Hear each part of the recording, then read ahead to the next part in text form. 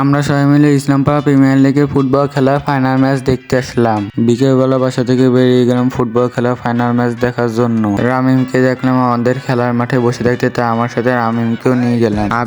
আবিদের বাসা থেকে ডেকে নিলাম। আজকে আমার সাথে আমার ছোট ভাইকেও ফুটবল খেলার ফাইনাল ম্যাচ দেখতে নিয়ে যাচ্ছিলাম। আমরা সবাই হাঁটতে হাঁটতে মেন রাস্তায় চলে আসলাম। অবশেষে গেট দিয়ে প্রবেশ করে খেলা দেখার জন্য যাচ্ছিলাম মাঠের দিকে। মাঠে এসে দেখি এখনো খেলা শুরু হয়নি।